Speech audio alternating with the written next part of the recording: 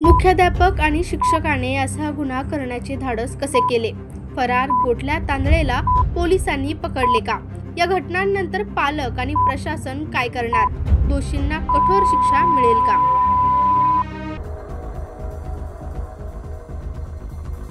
रात्रीचा अंधार गडद होत चालला होता. टाकेत बुद्रुकच्या छोट्या गावात सगळं नेहमीसारखं शांत होतं, पण त्या मुलीच्या मनात मात्र वादळ उठलं होतं. तिच्या चेहऱ्यावर भीतीची छाया होती. ती घरी आली खरी, पण तिच्या डोळ्यातला गोंधळ कुटुंबियांच्या लक्षात आला.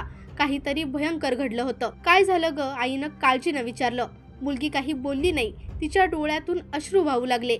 अखेर अनेकदा विचारल्यानंतर तिने तुटक शब्दात घडलेली कहाणी सांगायला सुरुवात केली आणि घरात एका क्षणासाठी काळोख दाटून आला. सकाळी सगळं नेहमीसारखंच होतं.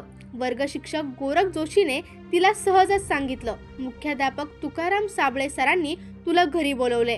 विद्यार्थी असल्यामुळे तिला काही शंका आली नाही. ती सरांच्या घरी गेली आणि पुढचं जे घडलं ते अत्यंत भयानक होतं. मुख्याध्यापकाच्या चेहऱ्यावर एक विचित्र स्मित होतं. दार आतून बंद झालं. या क्षणापासून तिच्या आयुष्याचा सर्वात भयानक काळ सुरू झाला. तिने प्रयत्न केला, प्रतिकार केला, पण ती फक्त 13 वर्षांची होती. घरी आल्यावर तिला असह्य वेदना होत होत्या. अखेर तिच्या आई वडिलांनी पोलिसांना कळवलं.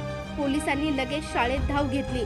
तुकाराम साबळे अजूनही आपल्या ऑफिसमध्ये बसून पेपर तपासत होता. मात्र पोलिसांना पाहून त्याच्या चेहऱ्यावरची घामाघूम झाली. तो काहीतरी बोलू लागला, पण पोलिसांनी त्याला आणि गोरख जोशीला ताब्यात घेतलं. ही घटना ताजी असतानाच नाशिकच्या पेट्रोल परिसरात आणखी एक संतापजनक प्रसंग घडला. गोटल्या उर्फ भाऊसाहेब काबू तांदळे हा नेहमीच गल्लीत फिरायचा. त्याच्या डोळ्यात एक विचित्र चमक असायची. त्या रात्री घरात एकटी असलेल्या मुलीने बाहेर कोणाची तरी पावले ऐकली. ती बघायला गेली तेवढ्यात दरवाजा जबरदस्तीने उघडला गेला. तिच्या समोर गोटल्या उभा होता. डोळ्यात क्रूरता आणि चेहऱ्यावर विकृत हसू. ती पळण्याचा प्रयत्न करत होती, पण उशीर झाला होता.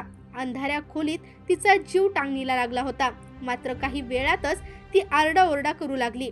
आवाज ऐकून आजूबाजूचे लोक धावून आले, पण गोटल्या पळून जाण्यात यशस्वी झाला. नाशिक हादरलं आहे. लोक आक्रोश करत आहेत. पण खरा प्रश्न असा आहे, या नराधमांना योग्य शिक्षा होईल का, की पुन्हा एकदा एखाद्या फाईलमध्ये हा गुन्हा धूळ खात पडून राहील?